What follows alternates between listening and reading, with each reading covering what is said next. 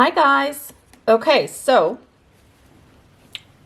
we are going to be doing a continuation of what we learned on Thursday from Thursday's video. This is the pink anemone that I had done. Super easy, super simple. I think it was like a 10-minute video, less than that if anything. Hope you guys got to check that out. And we're going to build off this. So we're going to create one that is going to be the more simplistic version of this. We're going to do some white ones, and then we're also going to riddle it in with some cute looking cherry blossoms. So I hope you guys are excited. Here's what I'm going to be using for brushes. I will use my number 4 Silver Black Velvet. I'll keep my Escoda number 2 handy. I'm also going to be using the mop brush in the 1, just like I did for these.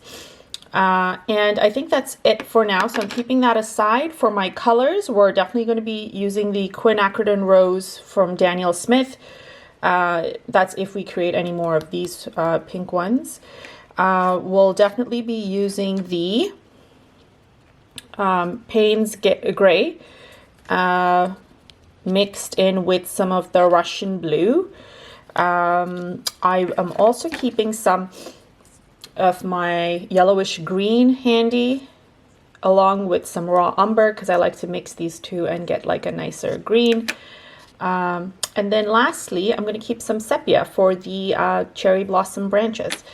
And there we go. Let's get started on our creation. First thing we're going to do is use the number 4 or the number 2, whichever one works for you, and we're going to get some of the center color created, mixed. So I'm just going to make sure I can get some of this onto the screen so you can see me mix. Now for this, again, if you've not watched the video, I have used a mixture of the Russian blue with the Payne's Gray or the black, whichever one you have handy. I'm just going to turn that around so you can see it better. And I have that color. I'm going to mix in a little bit more to get like a nice darker hue happening. Just want to make sure I'm getting the right colors as I'm mixing. And by the way, these are my St. Petersburg White Nights colors. The only color that's not St. Petersburg is the Quinacridone Rose, which is off to the side here, right there. And that's by Daniel Smith. All right, so we're doing the exact same color for the centers, just the outer petals. We're not going to be using any of the Quinacridone Rose. We will be using a very muted version of what we've just mixed here to kind of highlight the whites and get started with that. All right, so we've got a decent enough color happening. Oh, and one more thing. If you guys are interested in getting any of these supplies, please make sure you can check the description below. I have listed them with links. They are affiliate links, but you know, at no extra charge to you. So if you feel like you want to get them from the links, absolutely do. If not, you can feel free to get them anywhere else. All right, so we're going to start off with the center. So exactly like how we did this, we're going to do a nice semicircle, and let's do our floral over here on this end. And I'm doing like a semicircle kind of motion, action, whatever you want to call it. And then I'm going to take my number 2 and with just water on it, I'm just going to kind of, I need more water on it. I'm just going to close up that circle. And while I like that, I feel like we need a little bit more of the darker hue happening in here. So I'm just adding more of the darker hue, and I'm kind of giving the edge a very jaggedy kind of rough texture, so it's not smooth. And then I'm going to do little linear lines. I may have used the number 2 in Thursday's video, but you can use any of the brushes that gives you a nice fine tip. That's why I use the number 4 and number 2 for details, because they give me this nice fine detail for my lines. And if you've watched the video where I show you the different kind of strokes involved in the different strokes that I use, at least, you will notice that the that the brushes that give you the best lines are the ones with the finest tip. So, and this is one of them. The number 4 Silver Black Velvet.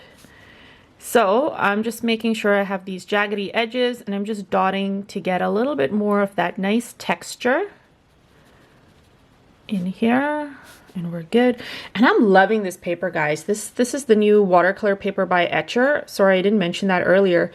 New for me, that is, because I always use the Canson, and that's mainly because my videos are geared towards people starting to learn watercolor, so I don't want to inundate them with crazy expenses. But I really like this. ETCHR seems to be making a mean watercolor paper for sure. I have tried arches, but for some reason I like the effect here.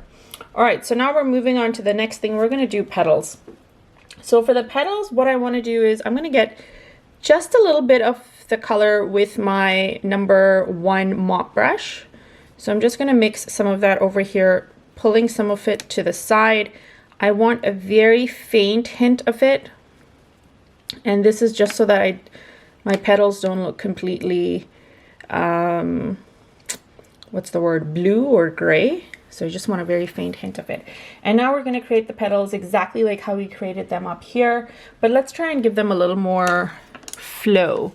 So for instance, this one I've mixed it with a little bit of white, the blue or gray. And I'm going to create my petal. So you can barely see it. So let's mix a little bit more.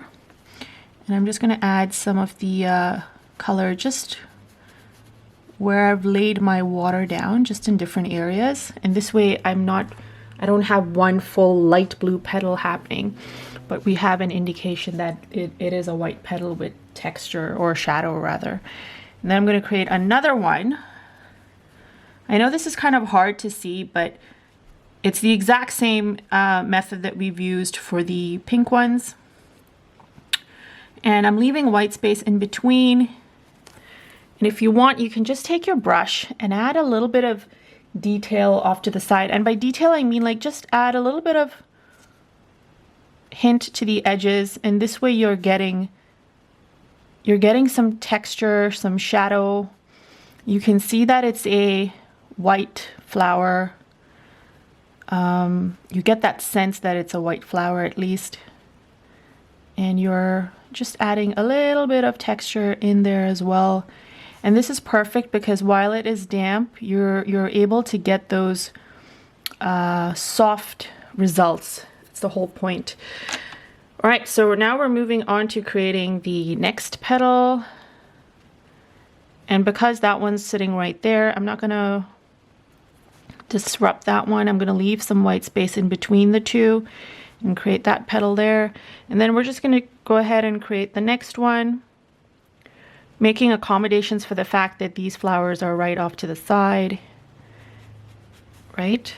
And again, just go back in with your number 4 and just add a little bit of color to the edges. I'm gonna add a little bit extra at the top here because this is supposed to show as if it is below this flower, which would give it more shadow. So slightly darker than the rest. All right, perfect over there. Oh, before I switch back, gotta do one over here too. So just kind of adding a little bit of that color that we have to show shadow. And it can get lesser as you kind of go along. I'm just adding some to the center too, so it kind of mimics this. And making the center more linear applications of color, as opposed to just dabbing it around. Perfect. And then finally I'm going to do my 1, 2, 3, 4, 5th one. And let's just make that one right here. And it doesn't have to be the exact same size or width as the others because this is a very loose style. So don't worry if your spacing out of these are not perfection. We're not looking for perfection in this. We're just looking for fun and looking to create something pretty. So that is the whole idea of the loose style of painting. All right, so there we have a nice white anemone. And if you want to just like make the edges a little more realistic instead of just looking like lines, just add a little bit extra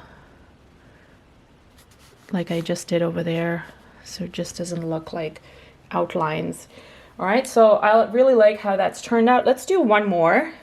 1, 2, 3. Actually, if we did one more, then I'd have to do another, just because I like to do mine in odd numbers. Let's leave the one more for now, and let's go directly into doing some of the cherry blossoms. All right, so for the cherry blossoms, I'm going to use the number 4 again. So I've washed off my brush and I'm getting some of my sepia. And let's mix some of that sepia right here. So we've got this like nice bright color. And then for the center of these cherry blossoms, I'm going to use the leftover quinacridone rose that I have over there. So that's perfect. And let's use, we'll use the number 2 to apply that. And you know what? I have not done this, and I didn't kind of tell you guys this is what I'll be using. But let's do the number 6 Filbert by Princeton that I recently showed you guys to do the petals. All right, so keeping that aside as well. That should give us easy enough petals. All right, so now we are just gonna go ahead and create some of these stems, and the stems are like very not flowy, but they're like very hard edged. So it's fine if your hand is not super, what's the word that I'm looking for? Like steady as you're creating these. Tapered at the ends. You can be slightly thicker at the bottoms. And then you're just protruding to get like another stem happening. Just gonna get a little bit more color along with the water. There we go. And then you can give it some like, what's the word? Give it a couple of additional smaller stems. Happening just like that. Just gonna keep that uneven. I like the asymmetrical look better, so I'm trying to kind of be a little more less anal about how things look. So I'm just darkening the browns towards the bottom so that it looks a little more realistic. And then I'm going to keep one more stem kind of protruding this way. I'm not going to make it taller than this one, just so that this one still takes a second hierarchy. And then I'll just give it like tiny stems at the end here. And that'll be that. Perfect. And then let's see what else. So our florals can be just like sporadic all over. So I'm just going to keep 2 little stems here so it doesn't look random and completely out of the blue. And we'll just have this one going all the way down there, making sure we've got nice lights and darks happening in our browns. Then I'm going to do, since we have some brown happening here already, let's do some other stems in other places. Let's do one happening on this end here. So I'm just going to do a stem going this way.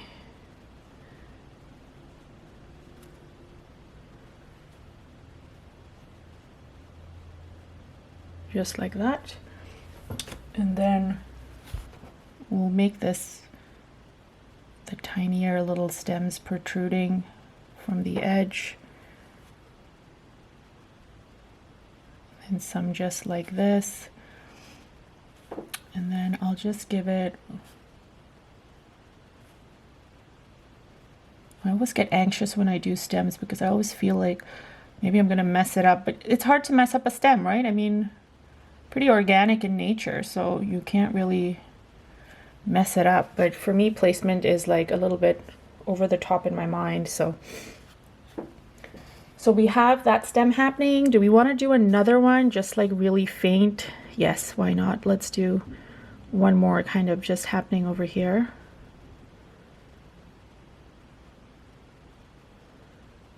And then leave it at that.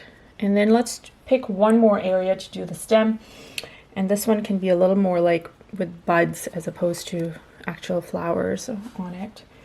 Let's have it on this side here. Or from this one right here. There we go. We have a stem right here. Leave some white space in between if you want to do that. And this way it kind of adds some nice organic detail to it.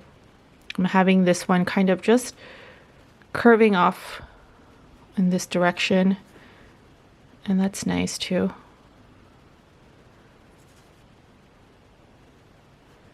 Oh, this is a little bit too thick, but that's okay. I guess we're having a tri-stem thing happening here. Perfect. And I'll just add one here. And then maybe just like peaking ones happening here at the bottom. And then just some at the top here. And then we are ready to do our cherry blossoms.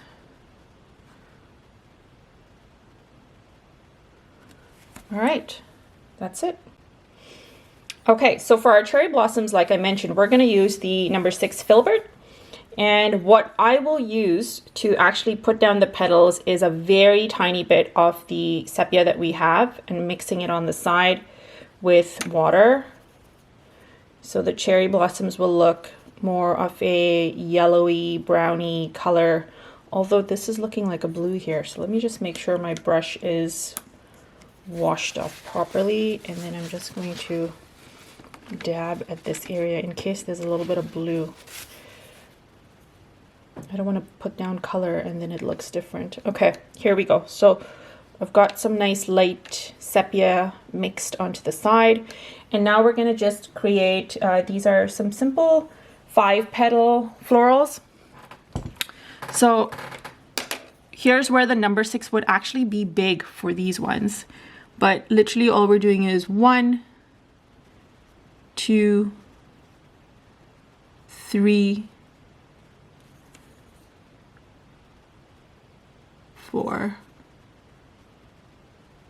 5. And I don't know if you can see it or not, but it's like very, very faint. So now we're going to go in with the number 2 and I'm going to get some of the pink. Mixing some of that pink, and I'm going to add some of that pink right in the center here. And you can see it flaring up into the flower. And you can even add some to the edges, just like we've done with some of the other flowers. And then it gives it that nice pop. And then finally, just to enhance the center even more, you can get some darker quin directly from the cake and just add a couple of dots at the very, very center of this. And then there you go, you have your little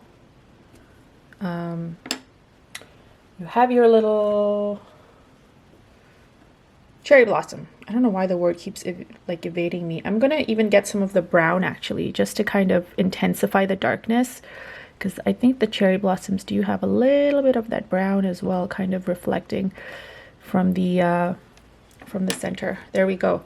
So we have that, and we can, what I want to do is I think I'm going to make sure that I have a slightly darker version of this sepia mixed in for my next flower. And I'm going to try and make it a bit smaller than what I have here. So let's do that flower over here. 1, 2, 3, 4, 5 petals. There we go. You can see they're not perfect flowers. So I'm just adding that center now. I know I have some brown already on this, but I'm just going to try it out and see what happens, what kind of effect I get. I'm going to add some to the side of that flower. I should have added a little bit more water to it. Where's my paper towel? There we go. Now I'm just moving some of that color around because you're literally just, it's all about getting that effect, loose effect, using the same colors to kind of create that harmony. Now I'm adding darker pink to the center, and then I'm just gonna leave this flower as is because I like how this one's turned out. It's a little better than this one, so we definitely need to use a little more sepia in our little flowers there. So now we can kind of go on, let's do a couple more actually. I'm gonna do a couple more just to make sure that we've got some flowers happening in other areas too, not just there. 1, 2, 3, 4, 5. So this Filbert is actually quite fun when you use it. Fun and easy rather when you're using it for creating florals like this. So I'm adding some of that sepia to the center, then I'm going to get some of that quinacridone rose and add that to the center as well,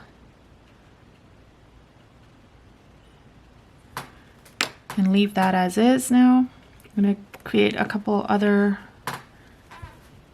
of these flowers, maybe some just like wispy looking things, kind of just at the top, some at the back, or which looks to be at the back.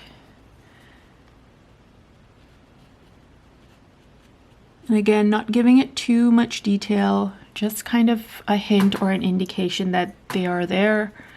Let's do one here.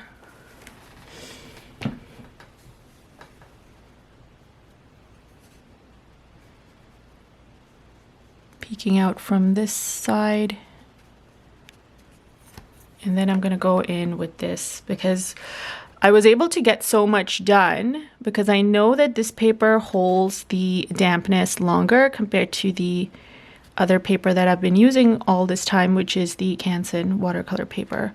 So just stepping it up a notch to just kind of also give you guys an idea of how much longer the water and dampness actually is able to hold when you're using proper or 100% cotton paper.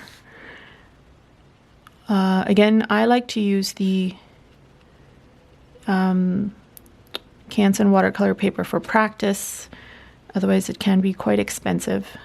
And because these are many videos that are pretty much like practice type of videos, I don't kind of use the more expensive. But once in a while, I think it's good to introduce this just so you guys can get the hang of things. What I also think I want to do is add a little bit more of that brown now to the center of these flowers, so it gives it that little pop, right? So let's get that sepia going. Where is it? Right here. Just add a little bit more of that sepia there. Same thing over here. And I've left the pink to be very wispy and quiet almost in these, and that's okay. So for the buds, we're going to use the same Filbert, and I'm just going to add, actually you don't even have to use the Filbert if you don't want to. Let's try the Filbert and the number 4 and see what kind of results we get. So I'm just adding a couple of like round looking buds here and there, using the full width of the brush in some, using like just the side of the brush for others. I'm just kind of giving it that variation in shape happening. I'm going to add a little bit more water.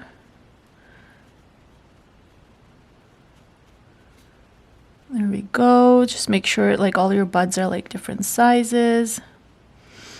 Some can be even like dots, if anything. Some don't even have to be on a protruding off a stem, because they could just be like floating, because this is like a loose style of painting. So if you want to have that indication by giving less detail that way, that's totally okay. Adding some here and here, here. Otherwise, the whole painting tends to look a little bit flat if everything is just full and front, kind of. We could even do a splatter at the end. That might even help the whole situation. So now the only thing left with the buds, I'm going to add a little bit of that pink. But let's pick the area that we put the color down first, just in case it's dried up. And you can see that it has dried up a little bit. I'm just adding a little bit of pink in a rushed manner at this point, just to give it that hint.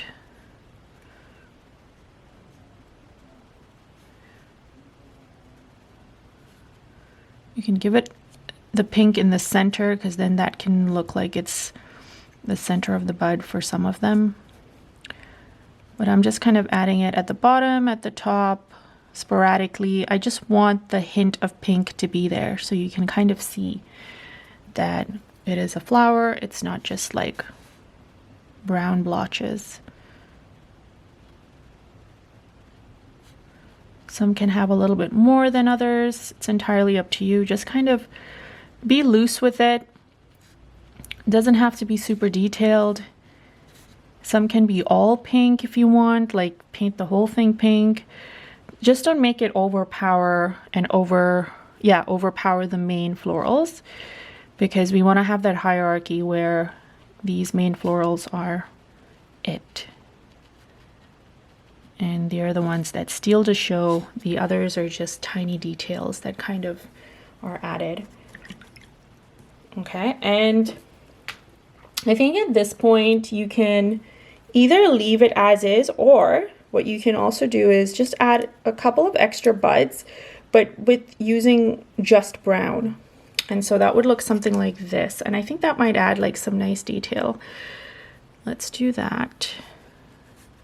So I'm just darkening this one that we have here.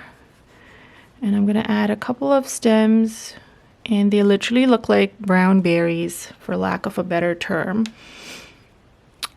But I'm just going to make them dark.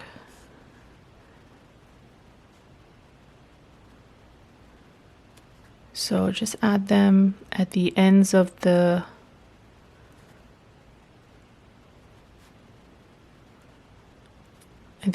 stems.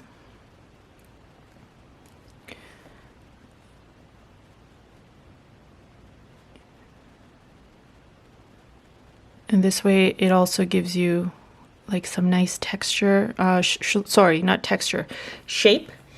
Like look at this side compared to this side.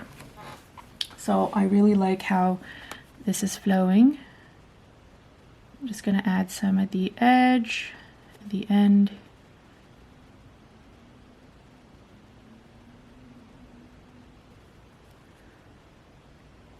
One here.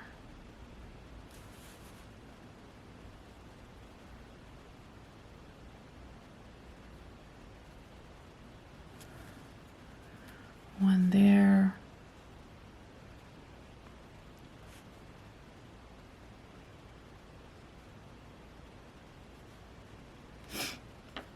As we kind of go along, and I think we're almost done. I think the only other thing I would do is add a little bit of greenery to this, and then we can call this a nice little composition of anemones and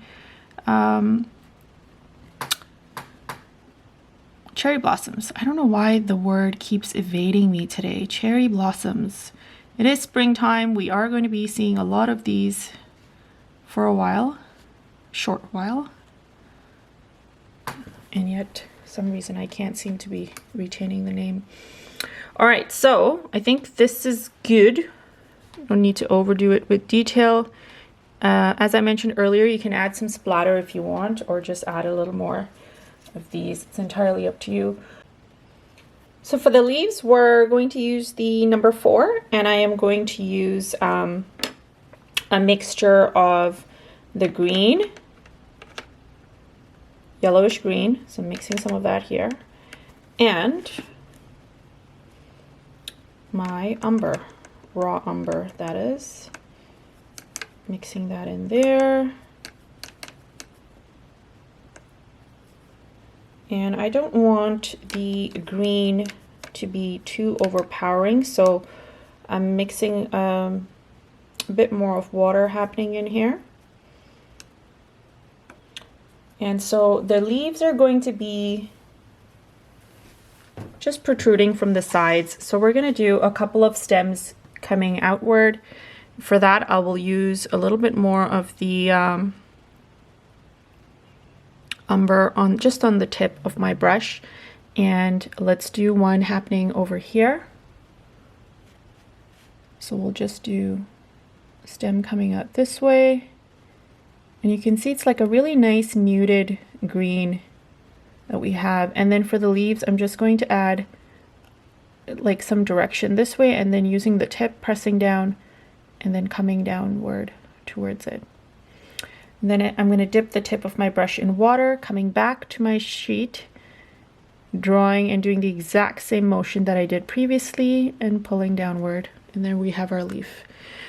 So now I'm going to get a little bit more color from there. I'm going to add another little stem using the tip, pressing down, dragging towards where my stem is, adding a little more color to the center, pushing all the color down. Then adding the tip, wetting the tip of my brush in water again. I'm going to do the exact same motion, but for the other side. And then just pushing everything down. And there we go, we have our leaf that I'm quite happy with. I'm going to get a little bit more color and add just one more leaf happening over here. Just adding a little bit of that umber on my brush here. I'm going to add one leaf here. And then again, using the tip, dipping the tip in water, I'm going to kind of do one more and push all the color down. And that's perfect. I don't want to do any more on that end. What you can do if you want to add a little more detail is just go in and add some maybe of the sepia. And just make and highlight the edges and maybe the stem a bit if you want. Maybe push some of the sepia into the leaf if you want to give it that two-tone kind of effect. It kind of really gives you a really nice dimensional look instead of making it look just flat. All right, so that's exactly how we're going to do the leaves in like two other areas. Okay, so let's get ready. So mixing some of that raw umber, mixing some of that yellowish green, getting a little bit more of that raw umber here, getting a good consistency of water and color where water is a tad bit more than the color. Okay, and now we're going to create our leaves over here on this end. And so I'm protruding out this way, pushing all the color down, then giving one direction here.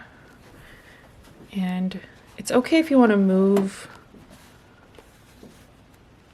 yourself or your sheet to get the leaf in. I'm going to move myself a little bit just because of the video. So there's one side of the leaf, dipping the tip in water. I'm going to create the next side, trying to leave some space in between. Now, if leaves are a problem thing for you, be sure to check out my beginner series on watercolor where I do a whole, like the first one itself, the first video itself is on leaves. So you might find that handy. So it's literally just a repeated motion.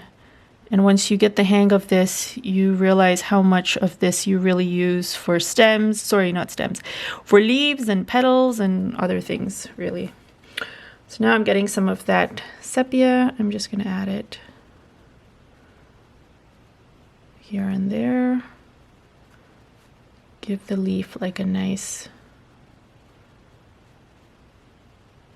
look. There we go. And you can do a third one or just like a tiny one, just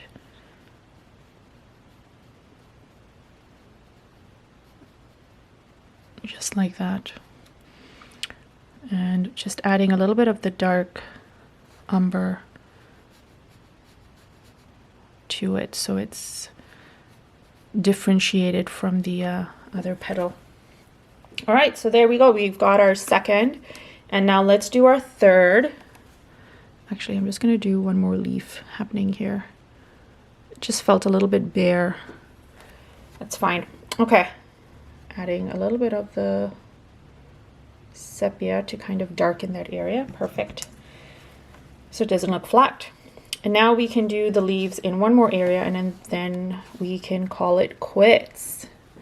All right, so let's just do leaves one more over on this end.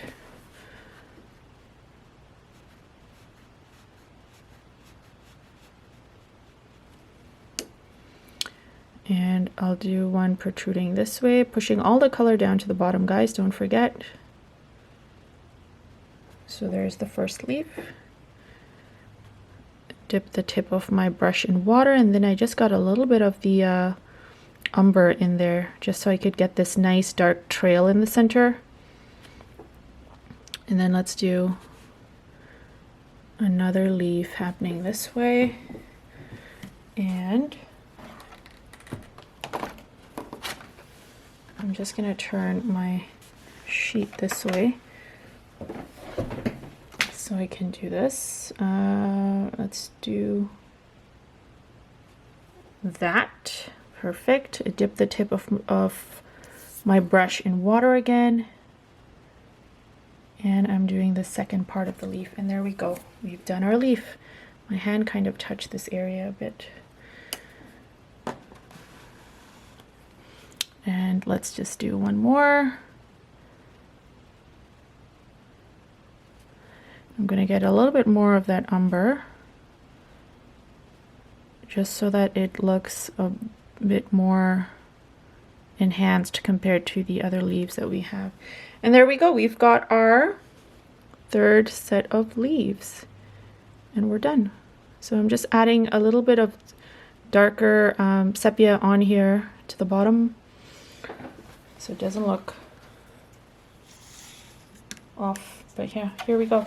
So this is it, guys. Hope you guys enjoyed this video. I know it was slightly longer than Thursday, but this kind of gives you the idea of how you can compose it all with something a little bit different using our